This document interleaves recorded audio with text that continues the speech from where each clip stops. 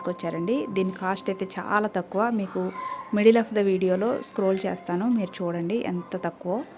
ఇది నైట్ అంతా ఇలా వాటర్లో నానబెట్టేయాలండి. నైట్ పెట్టేసి నేను మార్నింగ్ తీసాను, ఇలా అయింది. ఇది బోర్లించేసి వదిలేసాను, కొంచెం సేపు వదిలేస్తే ఇలా మొత్తం అంతా వాటర్ అంతా ఆరిపోయింది. ఇప్పుడు దీనికి కొంచెం ఆయిల్ అప్లై చేయాలి. ఆయిల్ ఇలా రాసేసి మొత్తం అంతా అలా వదిలేస్తే 1 మినిట్లో మళ్ళీ ఆ ఆయిల్ కూడా అబ్జర్వ్ చేసేసి ఈ విధంగా అయిపోతుంది. కొన్న తర్వాత డైరెక్ట్గా అలా స్టవ్ మీద పెట్టేస్తే ఇవి పగిలిపోతాయండి. కాబట్టి ఇలా వాటర్లో నానబెట్టిన తర్వాత ఆయిల్ అది రాసి స్టవ్ సిమ్లో మాత్రమే పెట్టి మనం ముందుగా అలా వాడుకోవాలి. తర్వాత కొంచెం ఫ్లేమ్ పెంచినా పర్వాలేదు. స్టార్టింగ్లో మాత్రం సిమ్లోనే పెట్టి వండుకోవాలి, లేకపోతే బ్రేక్ అయ్యే ఛాన్స్ ఉంది. ఈ మట్టి మూకుడు వల్ల మనకి ప్రయోజనం ఏంటంటే స్టవ్ ఆఫ్ చేసేసినా సరే ఆ వేడికి ఇంకా అవి బాగా వేగుతాయండి.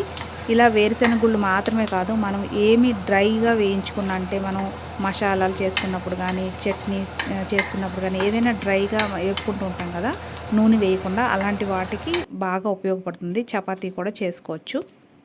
ఇలాంటి మట్టి పాత్రల్లో వండుకుంటే మన ఆరోగ్యానికి చాలా మంచిదండి. మామూలుగా అయితే మనం ఇవి వేరుశెనగ గుళ్ళు అవి వేయించుకునేటప్పుడు స్టీల్ అయితే మాడిపోతాయి. అదే అల్యూమినియం వంటికి మంచిది కాదు అని ఇప్పుడు ఈ రోజుల్లో బాగా ప్రచారం జరుగుతుంది. నాన్ స్టిక్ కూడా మనం అంతగా వాడకూడదు అనే ప్రచారం ఉంది. అది నిజమో అబద్ధమో పక్కన పెడితే మట్టి పాత్రలు అయితే మాత్రం చాలా మంచిది హెల్త్కి. దీనిని బయట తీసుకొచ్చారండి మా హస్బెండ్.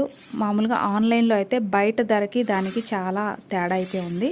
నేను లింక్ ఇవ్వడం అయితే ఇస్తున్నాను డిస్క్రిప్షన్లో. మీకు కొనుక్కోవాలనిపిస్తే ఆ లింక్ ప్రెస్ చేసి